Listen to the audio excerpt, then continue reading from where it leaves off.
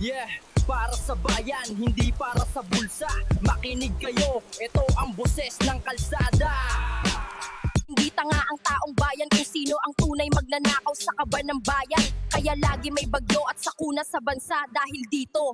Bagyong dumaan, limas ang budget ng bayan. Bilyon ang nawala, pera pa rin nakasuhan.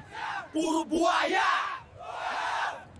Ang dapat makulong ang mastermind sa flood control corruption scam. Hindi ang dating senador, ang DPWH officer. Walang Listen up mga kababayan, hindi ulan ang dahilan ng baha, kundi mga buhaya sa proyekto bro. DPWH, contract, Congress, lahat kumain. yung confidential fund ni VP Sara ang laging pinag-iinitan nila. Bakit yung confidential fund ng presidente BBM hindi issue? Mas malaki yon. At yung mastermind ng corruption iwas issue rin. DPWH, contractor, Congress, lahat kumain sa pondo, let's go. Who's the mastermind sa baha, ha? Sinong nagplano ng pera na nawala, ha? Corruption sa flood control, ang DPWH officer hindi nakulong, ang ikinulong ang dating senador. Walang nakulong na mastermind na magnanakaw sa kaban ng bayan. Mukhang magkakatotoo ang wish ni Cara David sa mga kurakot ng gobyerno dahil sila ay magkakasakit na karma na yun ang mastermind sa flood control. Ibalik ang kaban, tama na ang korupsyon. Taong bayan galit, oras na ng aksyon. Kung tiwali ka dyan, bumaba sa pwesto. Bansa ang una, hindi ang bulsa na nyo. Ayon sa report ng Supreme Court, unconstitutional na nga ang result ng impeachment case. Kaya yung hindi abogado dyan, tumigil. Ibalik ang kaban, tama na ang korupsyon. Taong bayan galit, oras na ng aksyon. Kung tiwali ka dyan, bumaba sa pwesto. Bansa ang una, hindi ang bulsa nyo.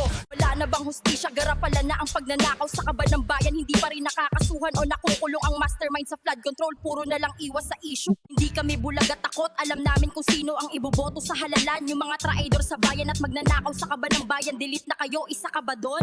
Ninakaw nyo ang kaban ng bayan, ibalik ang pera sa bayan. Pero walang nakukulong na mastermind. Puro lihis ang issue at sumagot, iwas sa flood control. Ipagawa na ang tulay na hindi pagawa. Dahil paldo na kayo, mahiya naman kayo sa taong bayan ng Ilocos Norte. Vlogger pa ang nang report ng katiwalian. Dahil sa sumbong ng isang vlogger na bisto ang mga hindi pagawang tulay at daan sa Ilocos Norte. Pero bayad na ito. Di kami tanga, hindi kami pipe. Boses ng kalye, hindi nyo kayang busalan. Mastermind nakaupo, pero ang investigasyon sunod sa katulong. Isang ganid na senador, hindi naman abogado. Mas marunong pa sa Supreme Court dahil unconstitutional ang impeachment case ni VP Sara. Bakit takot si Riza H maging presidente ni VP Sara? Hindi takot ang mga tao at hindi bulag sa mga traidor sa bayan. Isa ka ba sa kanila? Kilala namin kung sino ka. No for Che, yes for Supreme Court. Huwag ninyo ay bend ang law, respect ang desisyon ng Supreme Court. Ang kongreso ngayon ay naging normal na ang pagnanakaw sa kaban ng bayan. Mga buhaya ngayon ay nasa kongreso, buhay na buhay. Sana ang hiling ni Cara David ay gumana sa kanila. Dividing the loot with the buhaya sa kongreso. They run the syndicate, keeping Congress silent with a fake investigation.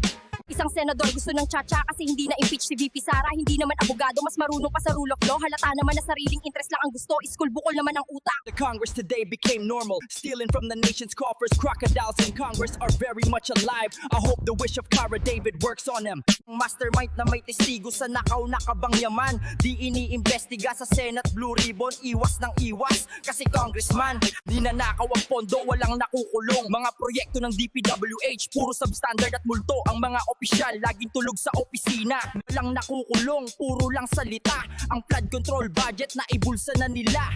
Sama-sama ang buhaya sa kongreso. Patanong ng bayan, bakit parang tahimik? Laging maliit ang huli, malaking isda, hindi mahuli-huli. Hanggang ngayon walang kulong, puro palabas lang. Justice raw ang sigaw, pero hustisya na pag-iwan. Hindi kami tanga, hindi kami pipe. Kita namin ang galawan kahit pilit yung itinatabi. Mastermind nakaupo, pero investiga alalay. EDSA, tama na ang korupsyon. Kongresong bulag, gobyernong sindikato. Hustisya, pananagutan, serbisyo, hindi sindikato. Ang mga kongreso dapat bumoto ng no for impeachment kay VP Sara para safe kayo sa kaso nyo pag naging president si VP Sara. Kaya magbago na kayo.